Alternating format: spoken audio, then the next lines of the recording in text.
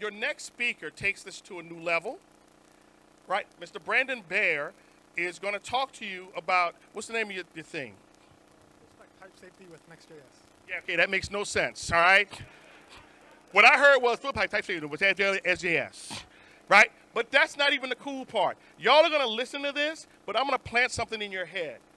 When he's not doing nerd.com, this dude is flying helicopters right side up and airplanes upside down. This guy's a fully certified and licensed pilot. I'm sure you have all your credentials, right? All right, so when he's talking about this stuff, I want y'all to really think about this guy flying over your city with his helicopter saying, stop doing that. All righty? Ladies and gentlemen, bang your hands together for Mr. Brandon Baer. It's so good to see each of you. I'm going to start from the very basics and get progressively advanced. So buckle up, we're going to go flying. Type safety is important because it means your software will actually do what you want it to do. For example, if you have a function that needs to do some math, you should give it a number. If you give it a string, it will probably work because it's JavaScript, but ignore that part because it won't always work. The type safety of a programming language is to the extent to which that language prevents or discourages type errors. JavaScript gives you some runtime type safety, but you have to run it to see if your program is correct or not. This is a colossal waste of time. There is a better way. The ideal scenario is that all your type errors will be caught at build time, ensuring type-related errors never reach production. And this is the entire motivation behind TypeScript. TypeScript is like running through a maze with your eyes open. But JavaScript is like running through a maze with your eyes closed. You have to bang into a wall to see if it's there or not. And we don't like banging into walls, so we use TypeScript. As a startup co-founder of Flight Control, where we make it easy to deploy apps to AWS, I care a tremendous amount about building fast, efficiently, and bug-free. TypeScript is one of the biggest levers available to accomplish this. Thankfully, setting up TypeScript with Next.js is a breeze. Rename a file to end in .ts or .tsx, then run next-dev, and it will automatically install the config files, the packages that you need, everything. It's really that easy to start using TypeScript with Next.js. Here's the tsconfig.json file that is generated for you. This is how you customize TypeScript. I highly recommend changing the strict to be true, if at all possible. So if you don't do it to start with, at least after you have gained some experience with TypeScript, because strict mode will give you the most guarantees of type safety. Without it, there are times where you don't get a type error, but it's clearly like broken. So use strict true. In my opinion, TypeScript shines the brightest when working with data, because data can get very complex and hard to keep track of in your mind. Let's look at how TypeScript can help us when using data in Next.js. The first and most basic way to render data in Next.js is using get server-side props. So we'll add that function, but not sure how to use it. We're not really getting any autocomplete. I mean, we could go look at the doc, but who wants to do that? Well, thankfully, Next.js provides a type called get server-side props. So we can import that and assign that to the function. I don't think this is going to work. So we have to change this function to be a const equals function, an arrow function, in order to use this type. So now we're getting an actual type error saying that we can't return a string. So we need to make it async, and then it needs to be an object.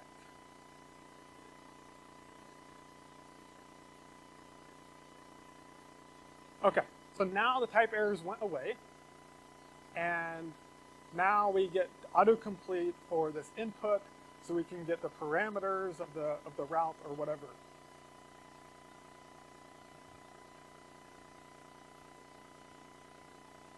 So now we need some data to render on the page. And I have this deployments.js. We'll go ahead and import here.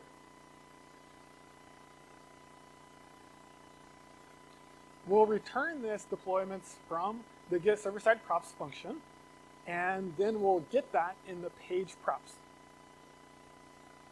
Now we'll go ahead and render these deployments on the screen.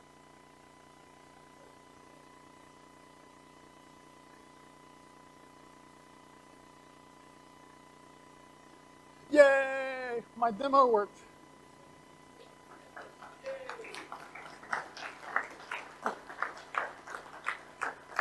You didn't have to clap. It really wasn't that big of a deal. I mean, it's recorded.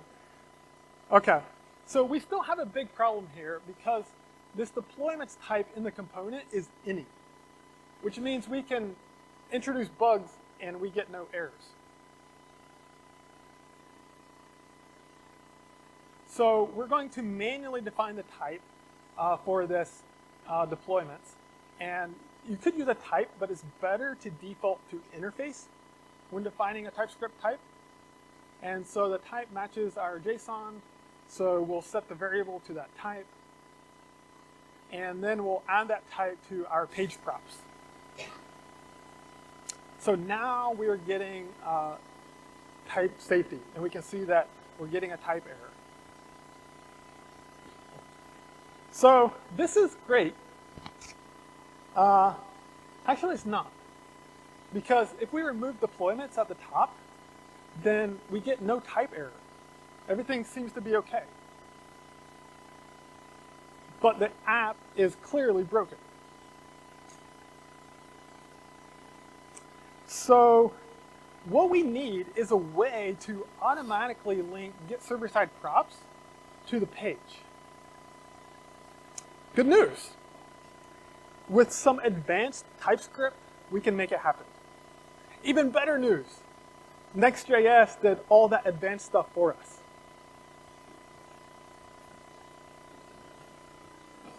So we can import another type from Next.js called infer get server-side props.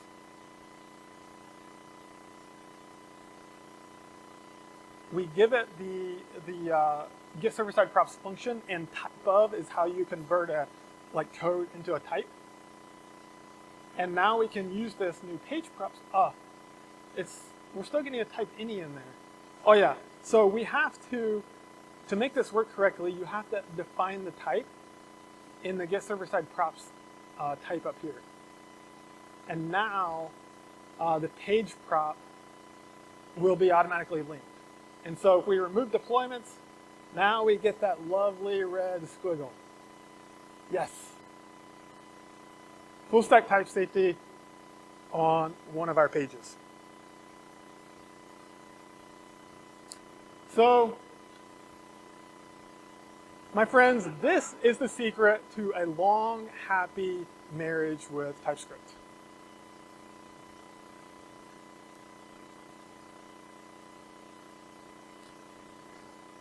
And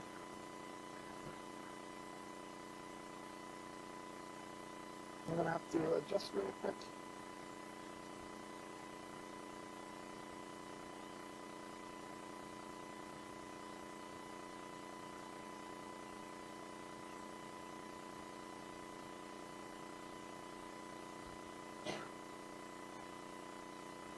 We are fully using TypeScript for this page, and everything is awesome.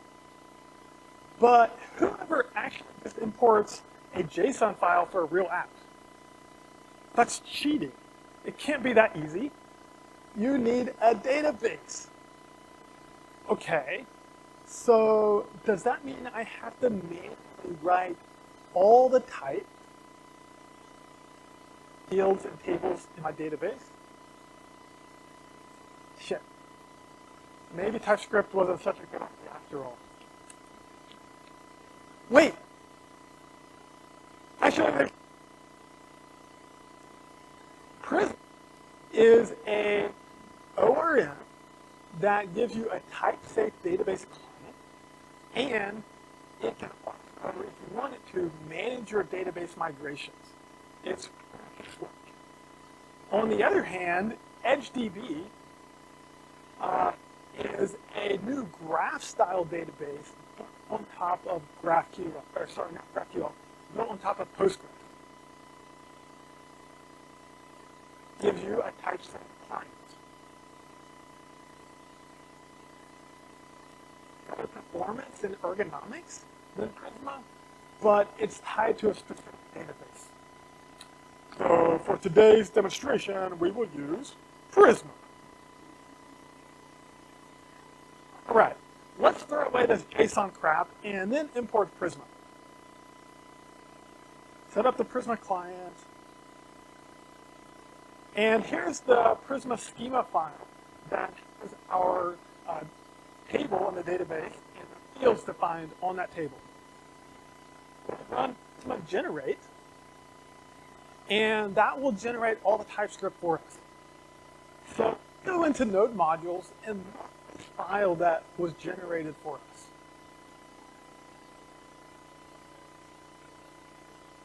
Okay. Holy cow. This is bananas. You know, I really like bananas. I really like it.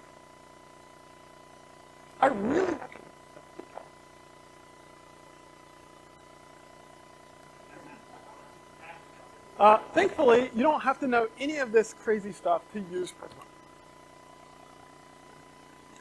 Okay, so with Prisma, called deployment.findMany, and this will get all the deployments from the database.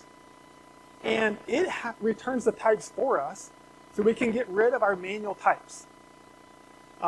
We don't have this type anymore, but we can import that type from Prisma and still get that type safety.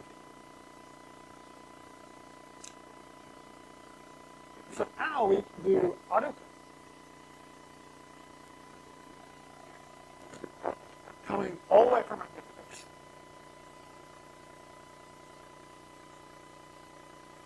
Because of the stuff we did earlier, that type is in our component. So this is pretty sweet. So let's go over here to this page, preview environments. What? Flash must have moved the pages without updating all the links.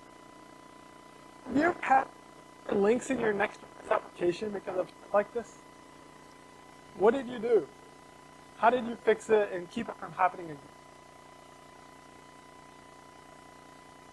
Thankfully, the Blitz.js community had this and came up with a really elegant solution.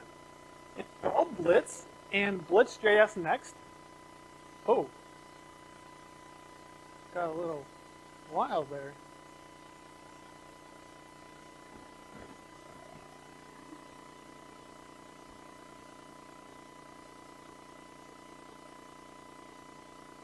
I'll have to watch it.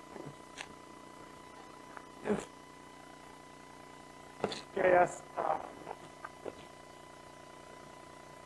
and as we'll see shortly. I highly recommend using PNPM instead of npm or yarn, you'll see that I'm using pnpm in here.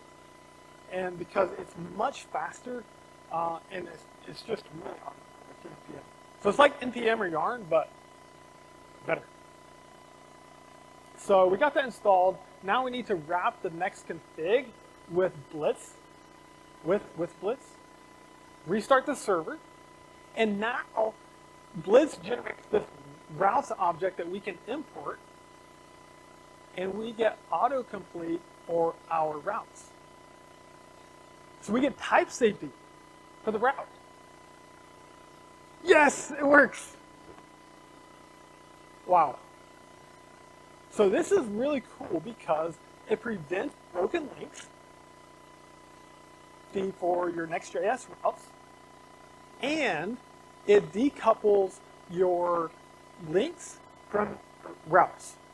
And so it does that because the name here is based on the name of the component exported from that page, not the route itself. So that means as long as you don't rename a page, you can move it anywhere without updating any links, and the links will be automatically updated for you.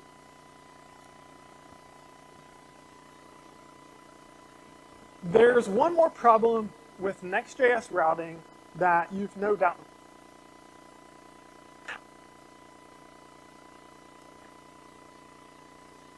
In the query string. So the search query out of there. And we'll pass that to our data hook. And this should work. Oh, for crying out loud. Argument of type string or string of array is not assignable to parameter of string. What? Come on. I thought you was better than this, Next.js. Well, Blitz likes solving, have something for this. Some kind of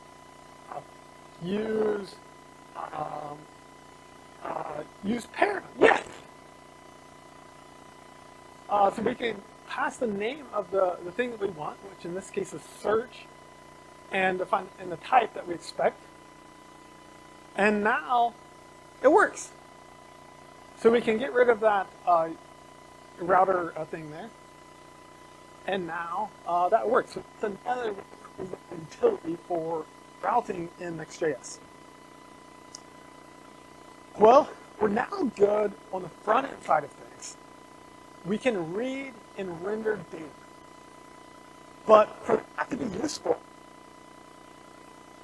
data to the database, we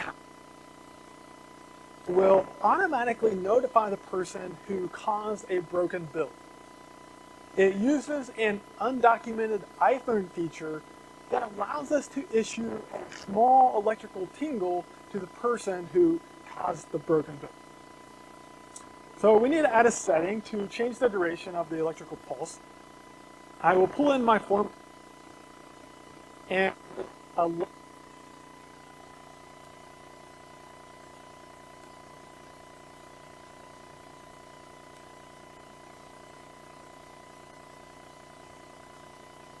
now the form is ready to go, but we need the API route to be able to route to the database. Thankfully, Next.js is really easy. We add a new file in the API folder, and in that file,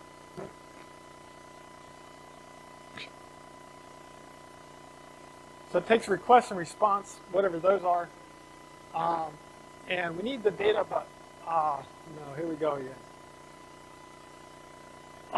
Next.js has types for these, so import next API request and next API response, and then now we get autocomplete and type safety in the function. So we'll get the duration parameter, and we'll go ahead and add a second function in here. We could write the code having a separate function, things like that.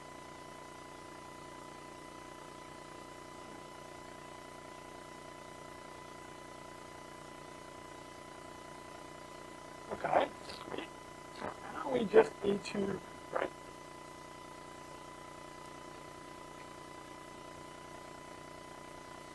So we're going to call that API route.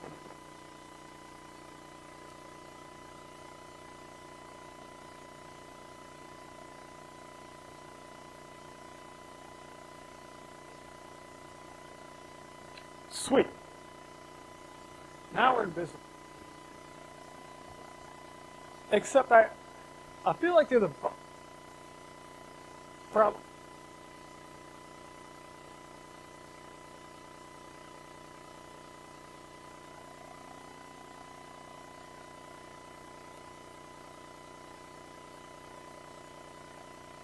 Good.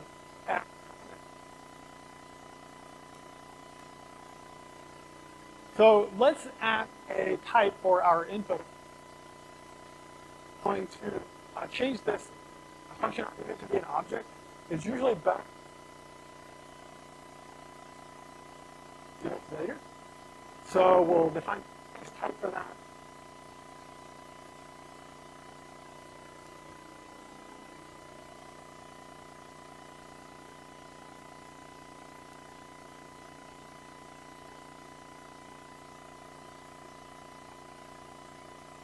Body straight. And the whole point of this is that we can export this interface type and use that over time. So we'll import that over in the component. We'll find a variable and set it to. And then we'll take this data here and move it up there. Oh yeah, we need to add this, change the import to use the type. So import type. And that's because this has server code over here and we don't want the server code in the component. So move that up here. Boom! We got a type error. Yes, we found the bug. Data is not assignable. We have an extra data object in there that we didn't need. There we go. Now it's working. Sweet. Okay, so we can also do the same thing for the return. Something called return type, and that allows you to get the return type of any function. And so you can do return type of, give it the function name, and now we get the return type.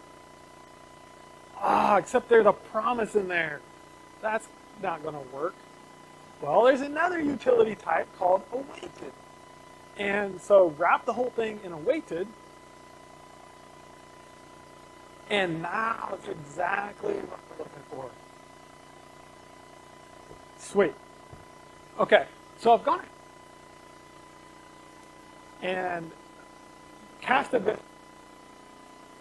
Now let's result. Oh, crap. Object is possibly undefined. Oh, come on.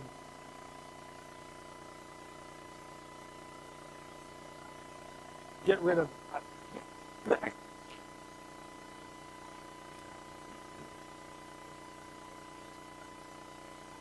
But you can't do that. They're just hiding the problem. You should almost never add an exclamation mark to solve a type error or to do add.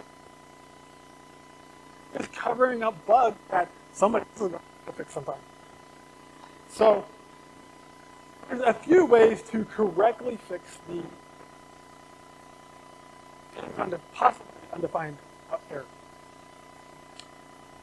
If you expect, realistically, that sometimes this may be undefined, then you need to use it. Correct. If you don't expect it to be undefined, like maybe there's a ghost in your application or something, then use assert. What is assert? Well, it's a cool little thing that will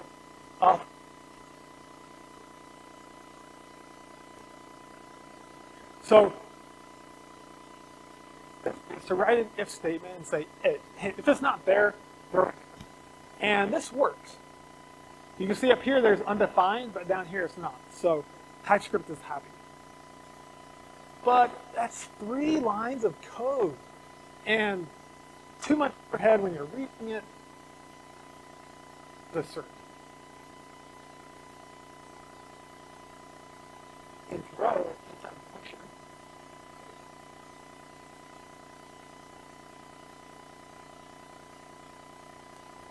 Isn't that nice?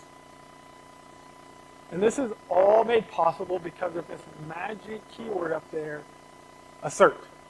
That is a special function asserting this input condition. Assert is one of the most important tools in your tool belt. You should be using it often. Back to the API handler. We have all the types defined, but to be production quality, something very important is missing. We should have authentication, but ignore that for now. There's something else.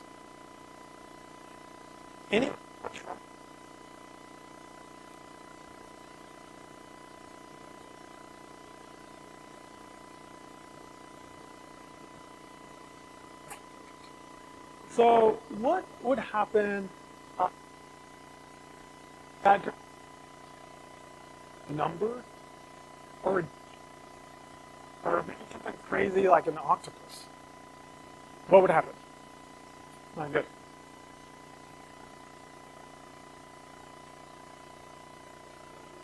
We're missing runtime validation. Both of these are super important. Script does not do runtime validation, so you must do it yourself.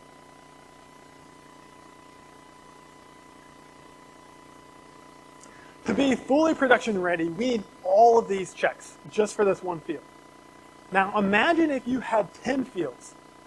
You'd have to define all the types and all the runtime validation checks. That's crazy.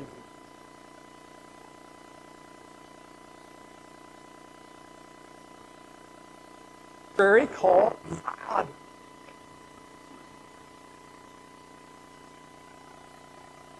A runtime validation library. It allows you to define the type and the runtime validation all with the same line of code.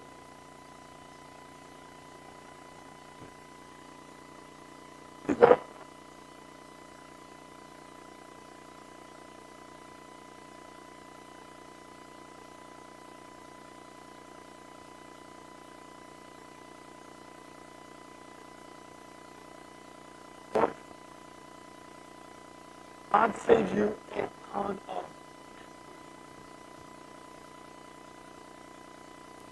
use Zod every time or accepting user input or third-party.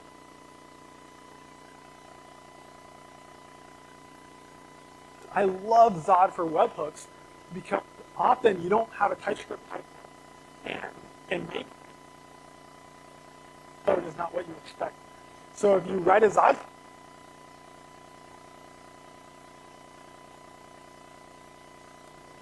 there's this really cool website that allows you to take an example JSON payload and automatically convert it to a Zod schema.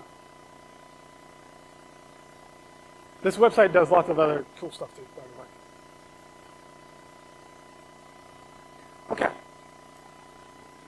There's one more Zod trick that might blow your mind if you've never seen something like this. Better than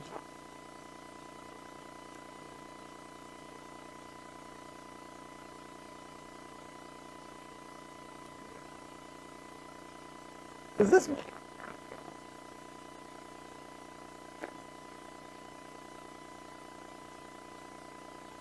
this? So we need to move the file that can be imported on both client and server without like getting server code into the client. So we'll make a validations.ts file, put the thing in there, import Zod, and now import from that new file location, and we can import this on the client and pass it to this. To my form has a schema prop, and I'll pass the Zod schema there. Get rid of the old type that we don't need anymore. Whoa, look at that. we have type safety on our form without defining the type. And we get client-side validation. So this means that if you have an error in the text field, like if it's not a minimum length of 1, you're going to get an error showing here in the field. But then we also get type safety in our like onSubmit function and things like that. So this is the dream that you can work with client runtime. Pretty awesome.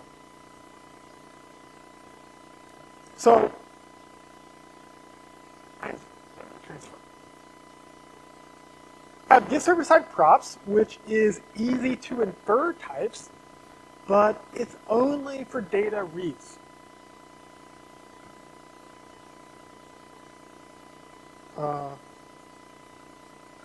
And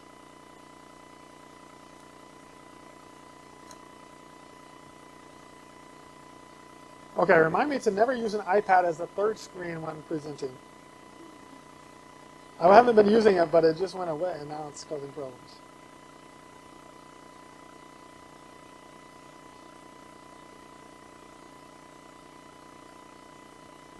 Okay.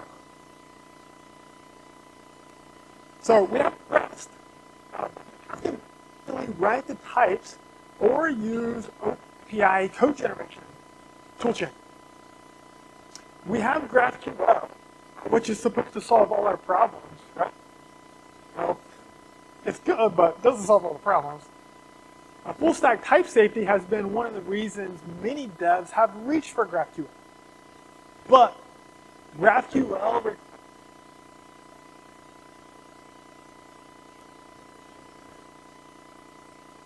we don't have any good solution for Fullstack API type safety. But what choice do we have?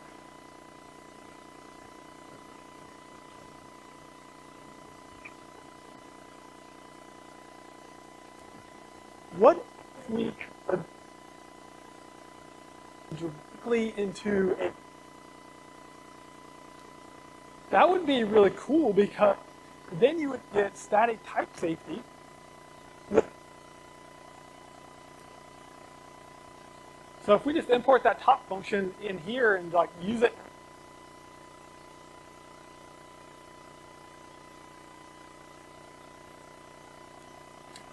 use to manage the loading and the caching, and so say it could look something like this. This would be amazing, but two things would have to happen.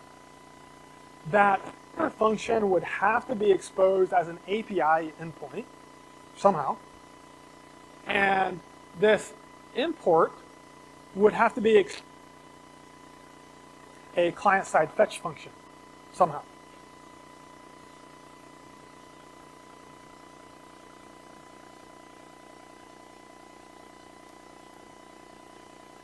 Guess what? This actually exists. It's called RPC.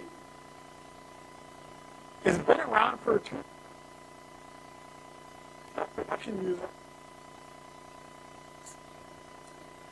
But probably you weren't too jazzed about it because it'd be a monolithic thing. Let's pivot it to now all its components are in the separate components that you can use with any Next.js application. So now with the least amount of work. Here's a summary of all the points I covered.